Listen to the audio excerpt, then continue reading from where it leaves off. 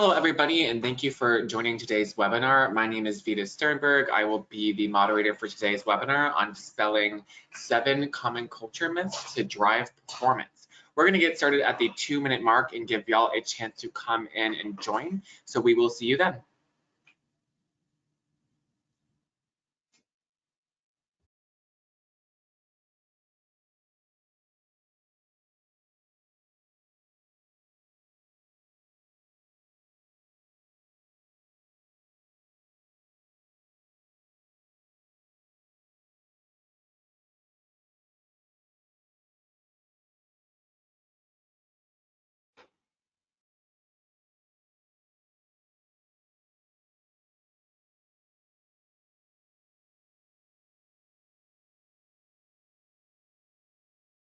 All right, everybody, thank you once again for joining today's webinar on dispelling 7 common culture myths to drive performance. My name is Vita Sternberg. I'll be here moderating the webinar and also moderating the questions queue in GoToWebinar. So if you have a question during today's webinar, just go ahead and type it in, and there will be a Q&A at the end. Now today I'm handing things off to our presenter pretty quickly. So I would like to introduce to you Juan Betancourt, CEO of Humantelligence and 2021 Top 100 HR Tech Influencer. And with that, Juan, I'm going to hand things off to you, but I will still be here watching questions and making sure everything goes smoothly. Great. Thank you so much, Vita, for setting this up, and thanks for all the attendees, and we have a lot of them today, for joining to learn about the 7 culture myths that our content team researched and produced a kind of white paper on that you can all get at the end of this webinar.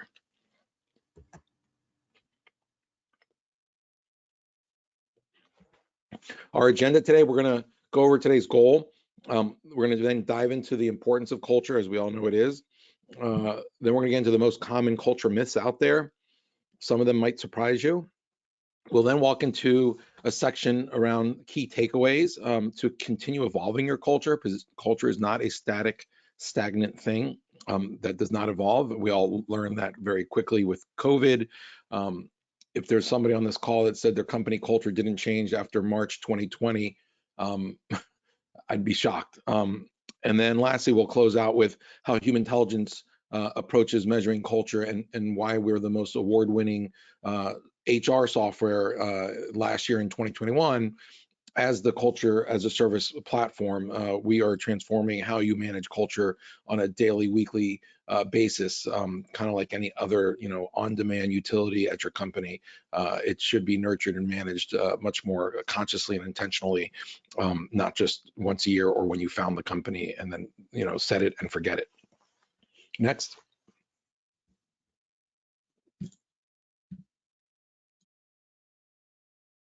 So today's goal, based on our experience with hundreds of organizations, we've learned a lot about culture as the world's first culture software.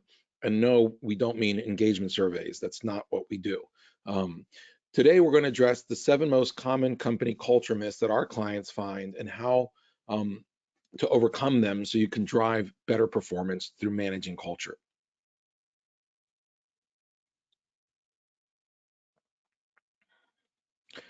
Culture is vital to company success. So many of you have probably seen John Kotter's, study back in 2011 around corporate culture, and to this day, I know that Bain Consulting came out with the same numbers, very similar, just last year. But 88% of employees believe a strong company culture is key to business success. It's kind of obvious, right? Of course. 94% of executives say company culture is key to business success. Obvious. However, why is it that only 32% of execs say their company cultures actually align with business strategies? And that's knowing that if they do align the two, companies who improve their culture and align it to strategy get 4 times higher average profits, 25% increase in industry-related profitability, and 20% greater ability to outperform competition.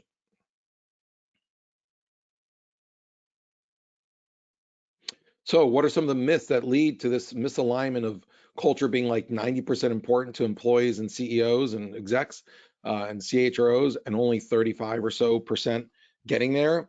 Because several myths. And so we've kind of taken what our clients have escalated to us, and what we've learned through data analysis around lots, over 1 million data points of culture across hundreds of companies. And these are the 7 myths that we have found that we'd like to share with you. First, that culture is all about the company values that you see on the websites and the t-shirts and the coffee mugs and employee perks, right? We always heard the story of, oh, it's great culture. We get, ping pong table. We get to, work from home on Fridays, obviously pre-COVID.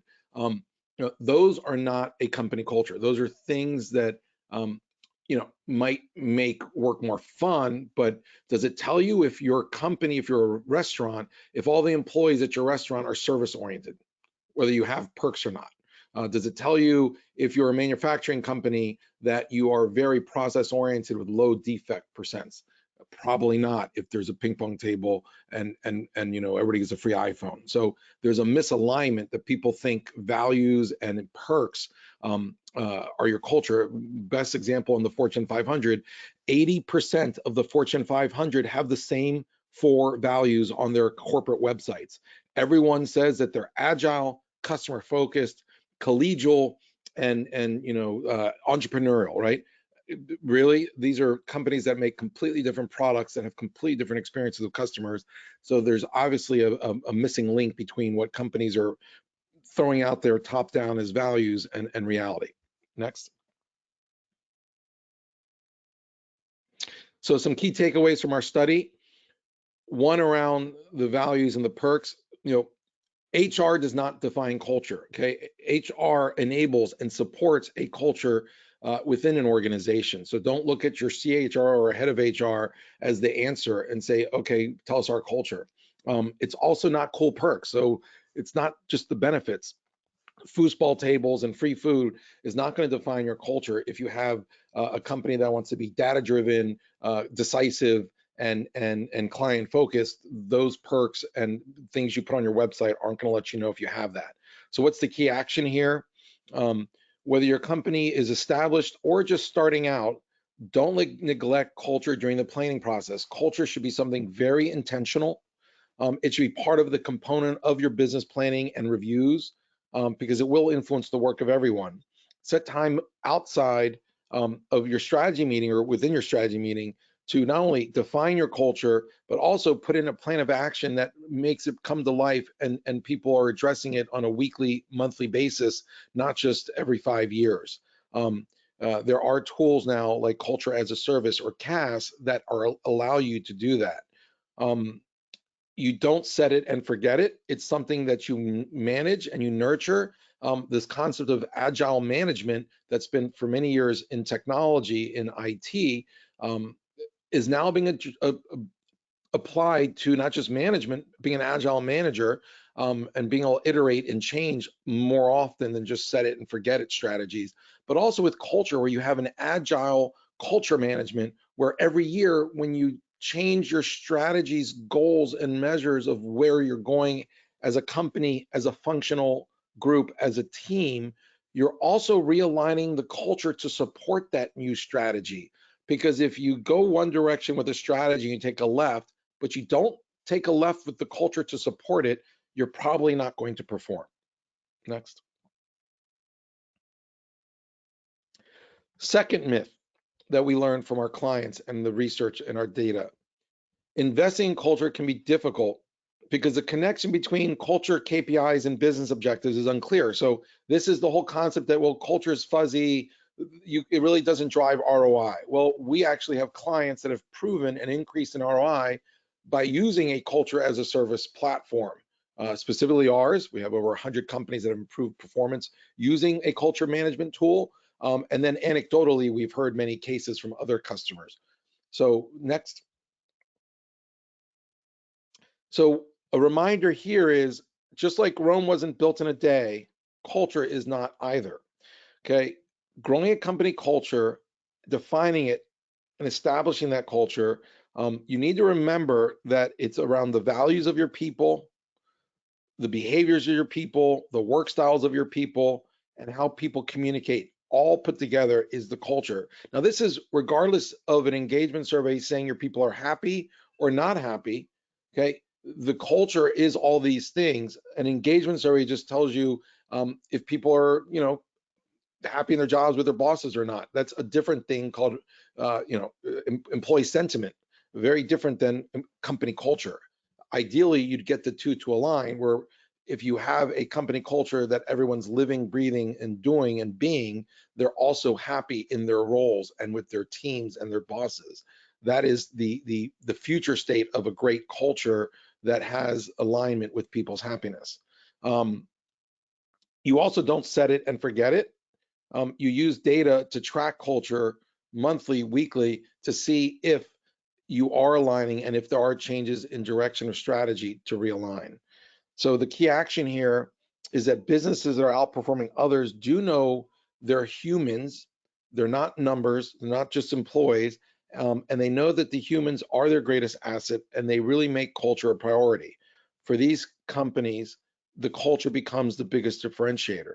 Some of the companies we work with, that is very clearly the case, and why they pay money for a software that helps manage culture, such as Coca-Cola, such as Dollar General, Bank of the West, Lyft, Ashley Furniture.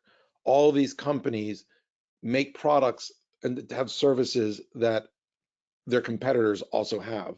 The differentiator is that they invest in culture and not just perks. Next. Myth number 3. Myth number 3. Employee feedback is the key to solving your culture problems. And this just brings us into the whole engagement surveys. Okay, one example where an engagement survey is clearly not a company culture is the following. And I think every company should invest in engagement surveys. They're important. You need to know who's pissed off, miserable, or happy, and who's quitting and not, and anticipate that. That's great. You need that. Okay, it's just another tool that you need, but it's not going to give you a picture of if you have the right people in the right jobs to succeed and perform as a company.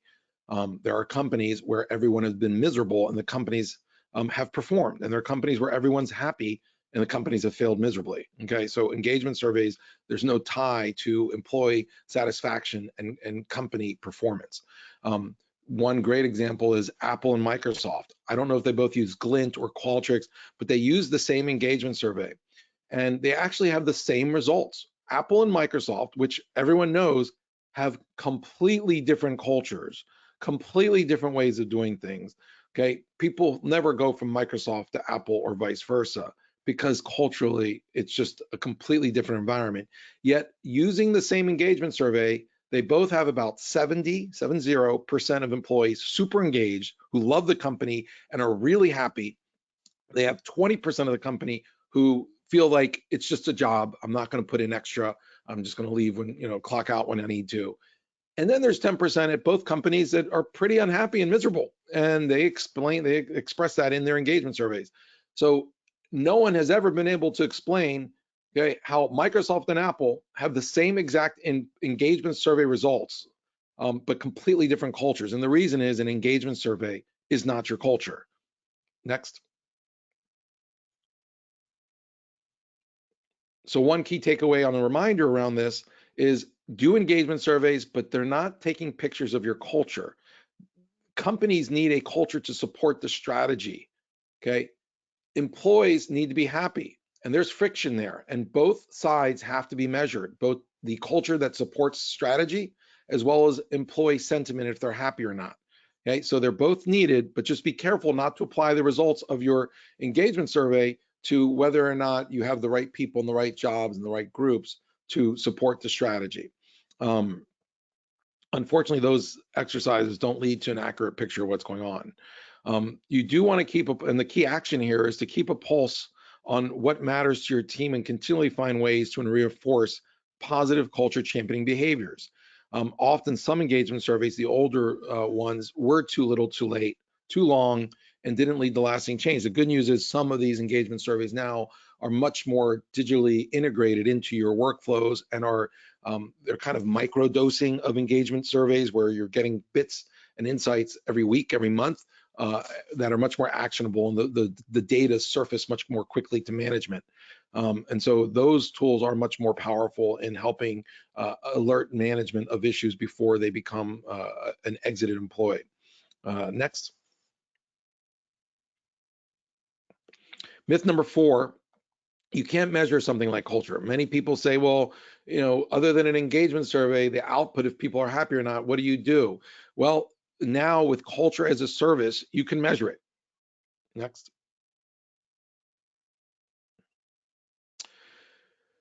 Technology can actually measure culture and deliver insights in the day-to-day job that actually makes a company feel more human to employees, in addition to helping the company scale and perform better. So yes, culture as a service allows employees to align better to roles, teams, and leadership that's meant for them to be their best version of themselves every day and thus be happiest, but also that allow companies to know if people are in the right jobs and where there are issues of aligning the culture to the strategy.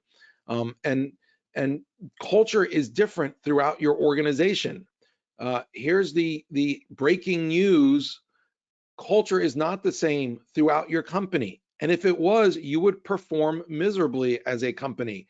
There is no company that would want their culture of their finance and accounting team, meaning the behaviors, motivators, and work styles of finance and accounting people, to be the same as the people in marketing, and to be the same as the people in sales, and the same as the people in product development.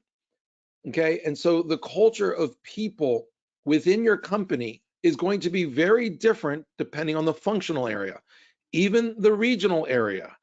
One example that makes it very clear is Starbucks and the culture of high performance for baristas. And what does it mean? What are the behaviors, the motivators or values, and the work styles of baristas?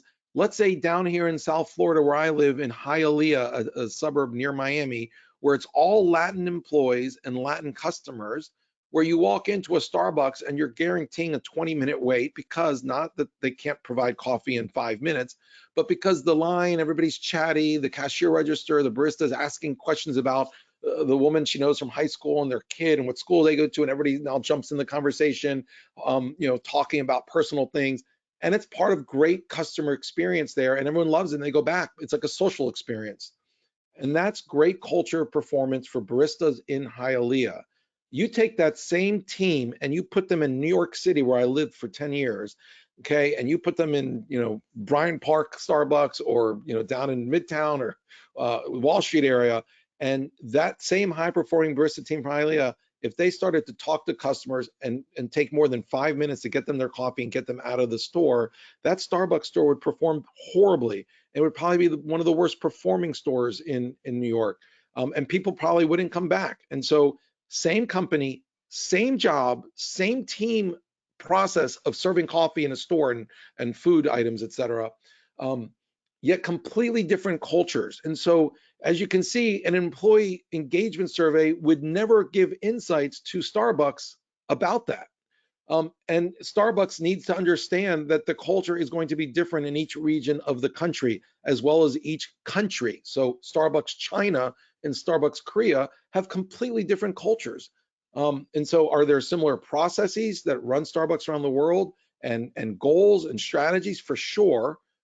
But the culture is going to be different and infinite within a company. And there are tools that allow you to measure that, called culture as a service, to track those different cultures and the gaps between employees in those groups and what you want intentionally to support that strategy or division. Next. Myth 5, and we're doing 7, so we'll get quickly to the next part of this. Once your culture is established, it's usually too hard, if not impossible, to change or transform it. So this is a lot of people I've talked to, our clients, where they think, well, we're already one way, how do we change it? That's not possible. Well, actually, it is possible. It's a myth that it's not. And you don't need to pay McKinsey, BCG, Bain, any one of these, large consulting firms, $1 million to come in and give you a report and interview your executive team, on do an offsite and give you a 50-page report about what people think the company culture is and where they think it should go. Okay, that's a subjective exercise of futility. Okay, next. There are now tools like culture as a service that measures it, that is a bottom-up, easy, scalable, not very expensive way of getting accurate data-driven culture, not survey-driven culture. So the reminder here is when you have the right data points, changing and transforming culture is possible. Up until today, people actually don't know where they are, and then they try to change from A, where they don't know where they are, where it's a survey of like the top 10% of execs, or just a survey of employees, what they think they are, and then they try to go to B. Well, ask any leader of a senior leader at a large company trying to go from a place that you're not sure exists to another place that's also all subjective usually leads to a failed culture transformation. Culture often does perplex leaders because it is unspoken behaviors, mindsets, social patterns, values. There are tools that can measure that for all employees quickly in one day across tens of thousands of people to give these powerful insights to the leaders.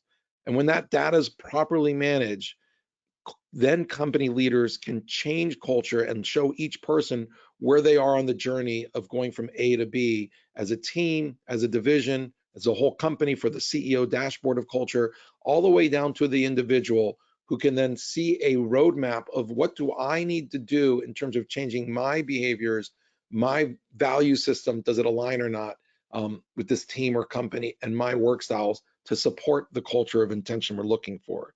So the key action there is, yes, rely on psychometrics, not just for hiring. Psychometrics have been seen to have transformational effects in hiring for culture fit and for culture add, meaning finding something different, as well as cloning high performers in certain roles, not all, like a manufacturing line or sales role, et cetera.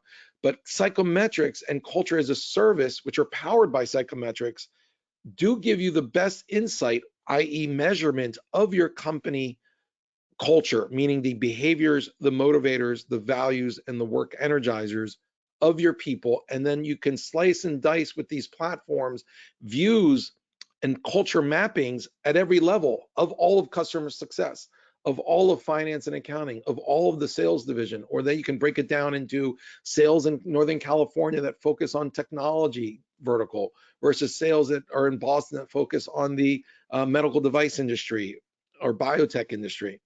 So when you leverage these psychometric assessments, you do get a much more complete picture of your culture, of your employees, individually, as teams, all the way up to the company. Much more insightful and much more aligned to understand and change culture than engagement surveys. We like to say here that engagement surveys are a great kind of like thermometer to tell you the temperature of somebody.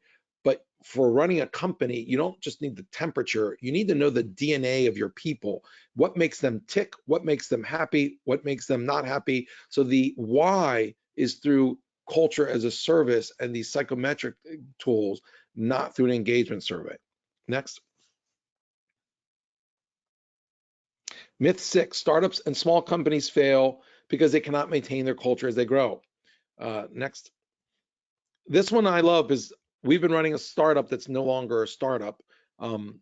And many CEOs you talk to and many of our clients, they kept failing. They couldn't get past 1 million in revenue, right? It's from 0 to 1 million is a big jump. And then from 1 to 10 million is another jump.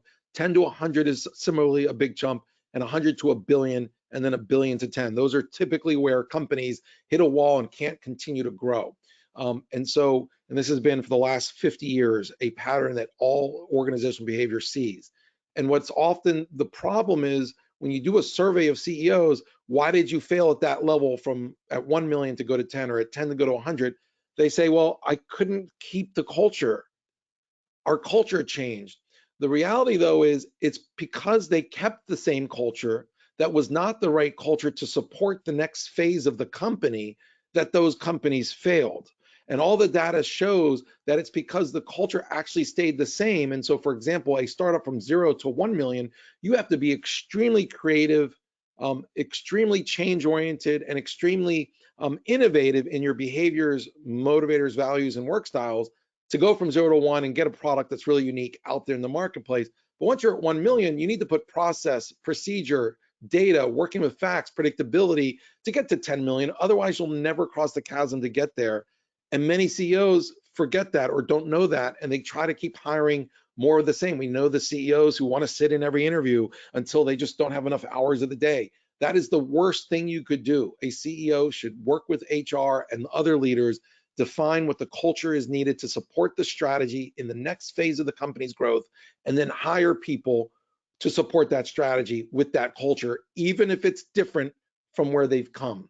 That is the biggest myth, that people make mistakes at small and startups that are growing. Next.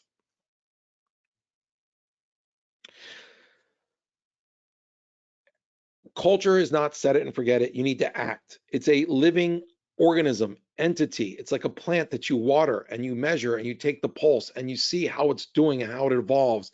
And what you need to nourish a plant when it's a small little bud or seed is different than when it's, just popping out of the ground, and different from when it has flowers or other things growing, to when you need to repot it. These are all different needs of a plant, and just like a living organism, a culture needs that kind of nourishment, nurture, as the company strategy changes. And so you have to anticipate these changes, you have to monitor them, and they have to be and leverage technology, because every year when you guys go out there with your leadership team to do the new strategy for the year, and every company typically does, what's the strategy for this year, 2022? How does that impact finance? How does it impact this business unit, that division, that region? You also need to see how culture might need to change to support it. And so using culture as a service and tools with psychometrics embedded in them, you can monitor and evaluate that culture more often, okay, very easily, without certifications and consultants, and you can then support that growth and that change, and then continue to communicate, engage employees around those findings, so everybody knows where they are on that journey to changing culture, both the individual, the teams, divisions, to the CEO. Next.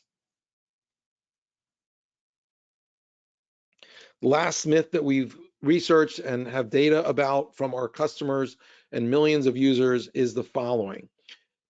The myth is that it's hard to set, maintain, or improve culture in virtual and hybrid work settings. That's also a myth.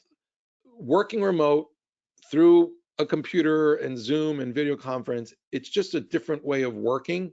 You can still maintain a culture, improve culture, and even change it for this hybrid remote work, which is not going away, obviously. Next. Some actionable tips around remote and hybrid teams.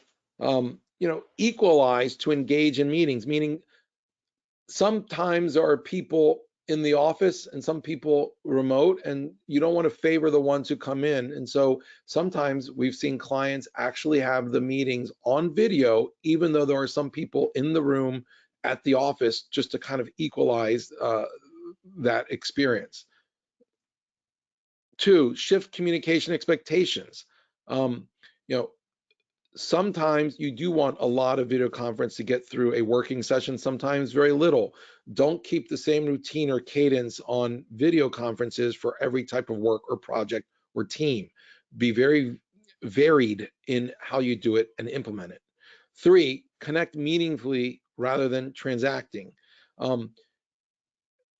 We've all been there where it's just ad nauseum, team meeting after team meeting on video conference. It's really hard to connect when there's more than 2 people or 3 people on a video conference. So really make time for one-on-one video conferences, people you might work with, someone on a group that you're doing a project with. That one-on-one video conference really does lead to a deeper level of trust. And at the end of the day, trust is a fuel for better performance. Formally recognize employee contributions. Maybe when you're in the office environment, it's easy to see who's contributing, wins the top customer satisfaction trophy in the call center.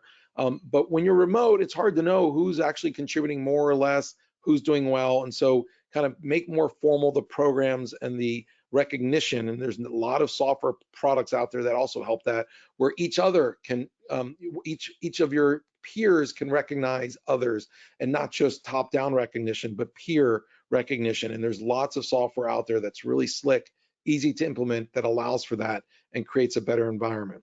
And lastly, invest in culture as a service technology. Yes, culture as a service, or CAS, does exist. Humantelligence are the pioneers of that.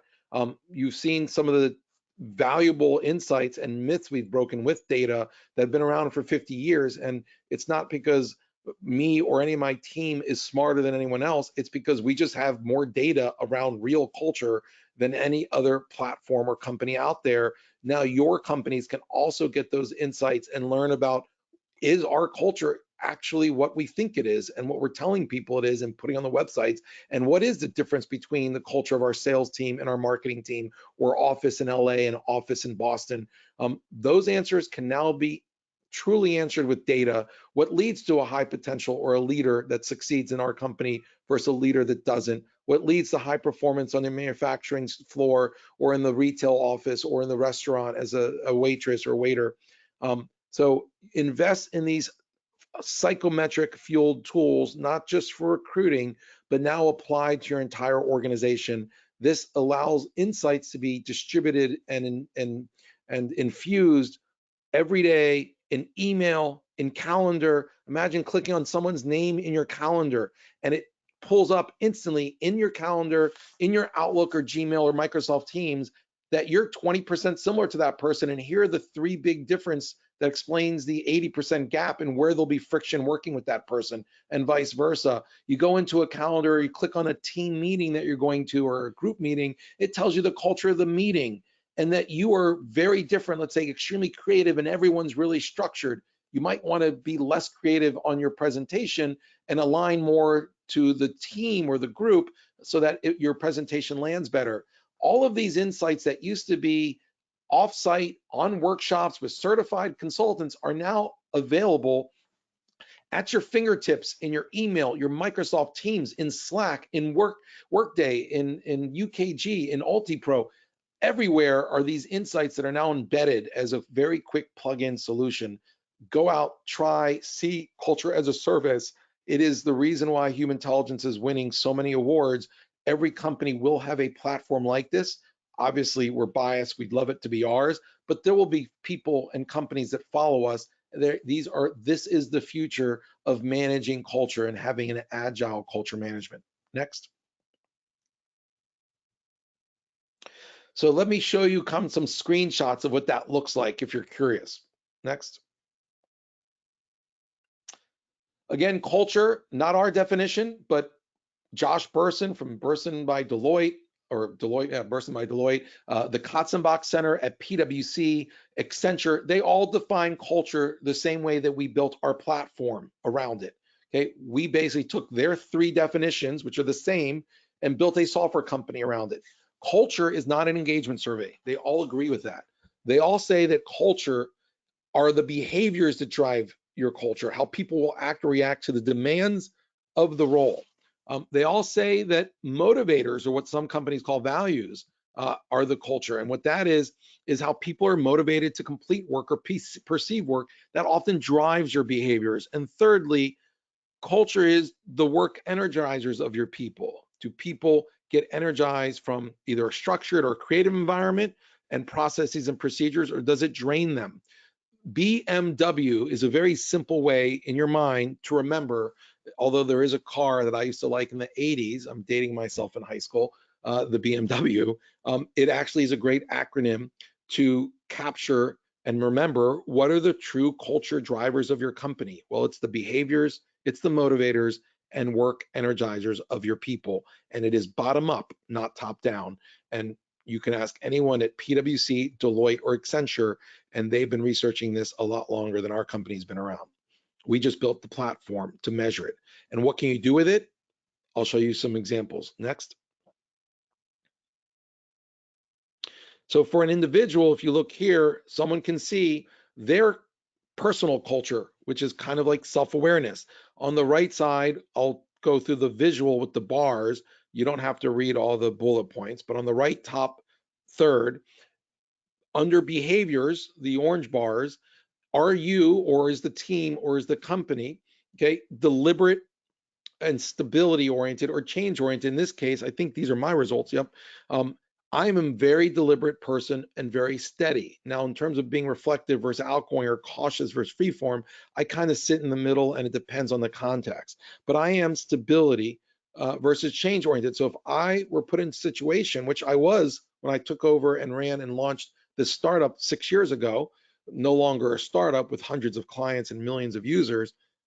It was tough for me because as a startup, I needed to be more change oriented and agile, but it was because of a tool like this that allowed me to see my weakness or blind spots, to adjust and be something different. And so what you need to remember is we're all adults and we can all learn. Just like great basketball players were born mostly right-handed, but they can now all use their left hand as well as their right, or soccer players born mostly right-footed, but now can be as ambidextrous with their left. Humans as well at work can be born stability oriented, but also learn to be change oriented. And this is key. This is the key insight around human beings. We're not all just born and stuck that way forever. We can all change. It's not overnight, but if you give the data and the mirror and the picture of oneself to someone, that is the starting point. The second section on the right, the blue colors under BMW, is for motivations or values. Okay, in this case, I'm kind of half on the left, the first 3 rows, and half on the right. So I'm actually somewhat service oriented and innovative oriented. You can imagine certain jobs, divisions, and companies that need to be more service oriented versus innovative. If you're at a restaurant and you're servicing people in a restaurant, people probably want good service at that restaurant and not a new menu every single day with new items that they can't track and figure out. You probably go to restaurants for those go-to items, and if they're gone every week because the chef is so creative and you're trying new things and some hit, some miss, that restaurant probably won't scale very well. They probably want to be more service than constantly innovative. Lastly is the work styles, okay, the W of BMW. Okay, being energized by a systematic or a creative environment. Many people like myself there are in the middle. Some things I like to be creative, like new solutions. We launched very new solutions at our company around culture as a service. We also like to work with facts, hence the culture myths and 7 myths and data that solves and supports real corporate challenges around human capital and your people.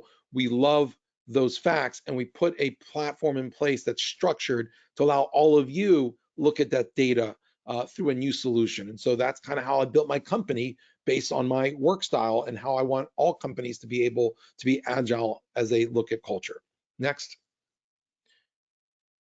So you measure those things for all your employees. What does that look like? Step 1, Coca-Cola Southwest Beverages, they send an email with a little link for a 12-minute personality test, okay, to 10,000 people. They take it in the next 24 hours. That's on a Monday. On Tuesday, you now can see for all the roles, all the teams, and any specific area, what your high performers look like in terms of their psychometric and the low performers. And you can identify these critical BMW elements of 28. What are the 3 or 4 key things that are leading to better performance in your organization? So by Wednesday, without consultants, without a big army, without any major integrations needed, because we've already integrated this into your Workday Ultimate, Kronos Group, or UKG, ADP, Oracle, Success Factors, and then for recruiting, iCIMS, Taleo, et cetera, you get all the insights right there for your teams, Outlook, Slack, Gmail. So then you can now step 3 and 4, you set these targets for roles and teams based on either high performers, bottom performers, which you're trying to avoid, or an intentional strategy. Next. To step 5. Step 5, you identify for hiring, you identify the open roles, you align those roles to the culture of success, and then when you source candidates, culture as a service does not source candidates. You still have to go through what we are finding, all of us, as a painful process. But once you get applicants who are applying and interested, you give them the same assessment and you compare with the high performers in a role, with the team, with the manager, and you can attract candidates not only through showing them what your actual culture is, right? Not just the blah, blah, blah on your website that's vague and general, but you can tell them, hey, you would fit great for this team. Here's what they're looking for, and here's the match. Here's a little mapping that shows that you're 92% aligned with what they need and want. okay? And it's not qualitative, it's actually with data. That gives candidates not only a great experience where it's insightful about themselves, but they can then join your company with more certainty that they're going to succeed because they have data showing why they're hiring, you're hiring them. And then step 7, filter and select those right people for that target culture. Next. So here's some screenshots of, for example, a team culture. On the left, the values of our culture 4 or 5 years ago. As you can see, the 2 blue bars are where most people's dominant traits, what I like to call dominant vibrations, are. Most of our company was helping, extreme helping. 9 people were dominant helping, which is a service quality. 18 people of the company out of the 20 were dominant freedom. So we have a bunch of mavericks, which was great, for example, 5-6 years ago, which got us into trouble because it was like herding cats about a year or 2 ago. And we actually had to use our own tool to start to hire people who were more belonging, order, practical, to fill in the gaps on our team around values to be more balanced, to scale. On the right side, work styles. The percent's not there, but that right side, 88% of our team vibrated or resonated as creative. Great 6 years ago for our company. Okay, I think this was myth number 6, how as a CEO, when you're doing startup and you're growing, you want to keep the culture. If I had kept that culture of that extreme creative, we would have never scaled from that second phase from 1 to 10 million if we would have stayed at creative. We had to go into a systematic culture to scale clients, partners, training, and the scalability of the platforms. We needed structure, predictability, proven methods. We used this tool after we set our strategy. We used the tool for team culture to train those on the right how to be on the left. Everyone gets an individualized roadmap and what that looks like, and tips and reminders on a weekly basis. And then we hired to fill in that left side. Next. This also helps with inclusion. So a lot of companies focus on DEI, especially from the McKinsey study last year. 89% focus on diversity and equity, but only 20% of leaders in HR and CEOs feel that inclusion is being incorporated. Well, a tool like a culture as a service platform allows for inclusion everywhere, a tool that we call EQ everywhere or EQ anywhere, where these insights around how does Jacqueline on the left understand and work with Stephanie on the right.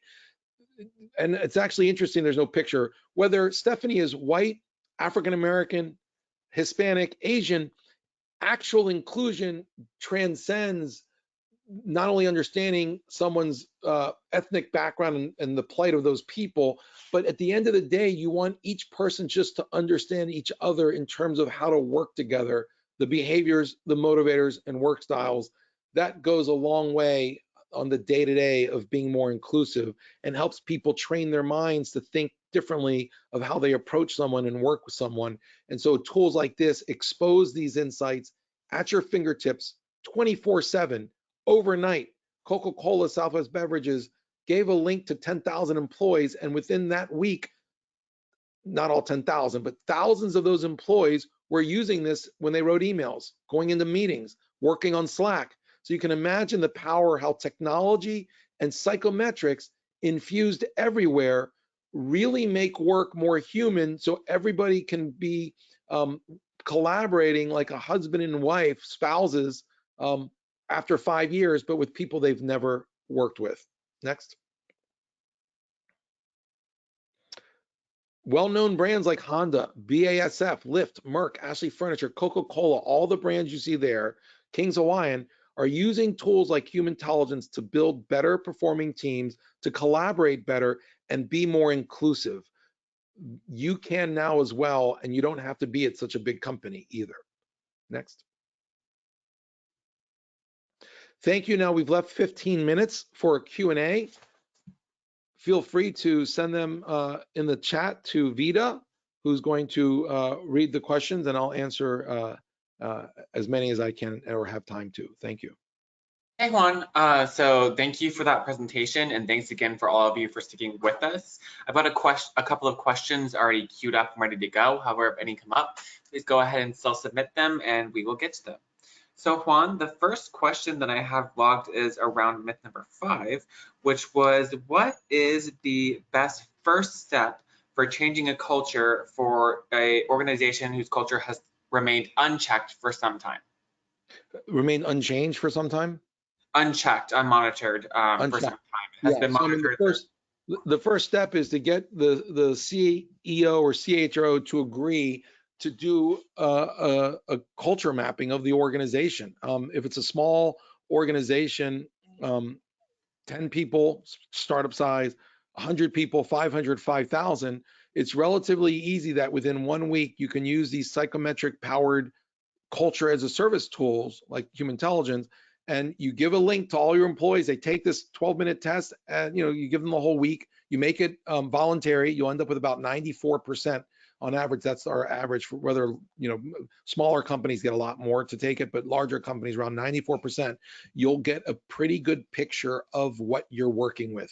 And once you have those insights, and it'll be broken down, you can tag people and assign them, and it kind of integrates into your ADP and your HRS platform. So the hierarchy of all the teams will instantly kind of come up in the platform. You'll see the different culture for your sales organization, your marketing organization, for different regions or different offices, and it'll all be very clearly laid out with insights for each of those. And then if you do a little extra work, you can put in what the culture you want and the strategy you want, and then it'll show you the delta or the change needed to get there. And then changing it is more than just software. We give lots of tips to leaders and employees, but then there'll have to be a whole change management program that'll often be driven by your human resource organization or digital transformation organization. I hope that helps answer that question. Next. Great, thank you for that answer. It's also great because it kind of flows into one of the other questions that we had. So going a little bit back farther into the presentation, when you were talking about multiple different cultures, whether it be a marketing team or a subset of a team, how do you manage subcultures? Is it the same as a culture at large, or for smaller teams, what would you suggest as far as managing them and applying culture change or understanding them? Yeah, great question. And this is the clarity around this question is going to be the key to every company succeeding in the future. Gone are the days where we're all robots and we're all numbers and we all work in a corporate office with the same looking cubicle and everyone's supposed to be the same. I mean, that is like so Orwellian 1980s. COVID's been terrible for so many reasons. Don't get me started. But if there's one silver lining that I love around COVID, is it has ruptured the way we work and taken us 100 years in the future to today. Is that called Back to the Future, or Front to the Future, or Fast Forward to the Future? You can be yourself. You can dress like you want, live like you want, have a work-life balance style like you want. You can get 10 hours a week back every week, not driving in a car, save money on gas, right? So yes, culture should be different in these subcultures, and managing it isn't that difficult. It's really the responsibility of every leader. Today, leaders are expected to perform. Today, on their plate is set a strategy, set objectives, set the goals, set the metrics on performance, and then drive their team. What's ironic to me is if you asked every team leader at your company, so if you have 500 people at your company, or like Bank of the West, which is the Bank Paribas Bank, mostly in the West Coast in the US, they might have just sold to another bank actually, but Bank of the West has 6,000 employees. They have about 600 leaders. All of their leaders on our platform. If you were to have asked any one of the 600 leaders or any of the 1,200 leaders at Coca-Cola of their small teams of 5 to 10 people, do you know what your team culture is? You'd get crickets. You'd get guesses at best. Oh, my team works hard. They're entrepreneurial, or they're very structured. Like, it's a complete guess. Can you imagine that 99% of team leaders out there, and that's the unit of work is the team. That's what makes companies succeed or fail, right? Team effectiveness, team performance, team collaboration. We hear all the buzzwords, but how can you be optimizing team performance, team collaboration, team effectiveness if you don't even know the culture of your team? Are they driven by values or motivators of being creative or being service? Are they driven in working with facts or data, or they like working with people? Are they change oriented, or are they more stability? It's impossible to optimize team performance, team collaboration, team effectiveness if you can't answer the question, what is your team culture, or what is your culture of your function of sales or marketing? And so it's not hard to manage if you have data. Any company trying to manage culture, whether it's the corporate culture that they put on the website for the whole company around the world, or subcultures by team, by region, et cetera, without a platform like Culture as a Service, it's actually impossible, because it's completely subjective, and all you're going by are engagement surveys asking people if they're happy or sad, which does not give you any insight to actual culture of a team and the subcultures of different groups. You can have 3 divisions, finance, accounting, marketing, all really happy, but your sales, procurement, supply chain, and manufacturing miserable. Does that mean that they have different cultures or similar cultures? I mean, that's a different question. So only through a Culture as a Service platform where you're measuring it can you manage it. But the good news is these platforms make it so easy to manage that every leader becomes as smart as an IO psychologist, because now that data is at their fingertips, and every employee through any communication tool, Slack, Outlook, Microsoft Teams, any HRIS platform like Workday, SuccessFactors, ADP, UKG, you can access these insights and be an IO psychologist, because it's just delivered to you when you need it in bite-sized pieces. We call it agile kind of microdosing of culture insights and inclusion. Next. Okay, thank you for that answer, Juan. We have one more for you, but I'm going to go ahead and answer a couple of the questions regarding if there will be a recording. You will get a recording of this webinar sent out to the email address that you registered to view with. So this is being recorded, and you will also see clips on our LinkedIn, which you can find at Humantelligence, or you can find Juan's LinkedIn on the screen there at Juan Luis Betancourt. All right, Juan, so for the last question, we're going back toward the section of the webinar where you were discussing the different values of large organizations, and how sometimes engagement surveys give you the same results, and all the values are kind of the same, but the actual BMW of individuals is very different. So this question is pretty simple. It's, what are the core values of Humantelligence? Yeah, so at Humantelligence, we like to be balanced. And so balanced and simple and impact, those are the things that drive our company as values. And we have a culture and built a culture that allows us to do that in as many environments as possible. We were pretty lopsided as a culture, as an organization, up until 2 years ago. And with that kind of target culture roadmap module, we're able to balance the company to better lead to living those general values. And it brings up a good insight. There are certain values that a Coca-Cola wants around the world. One of them, for example, is being agile. They want everyone to be agile. They want the organization to be agile. And that supersedes people's personality traits and behaviors, motivated work styles. There's also process that helps a company become more agile. That it's kind of counterintuitive, but you can put in process that leads to agile methodologies. You can put in process that leads to more creative processes, et cetera. And so it is important to have some broad values, but to know that that's not enough, and that you don't want a bunch of robots all being the same.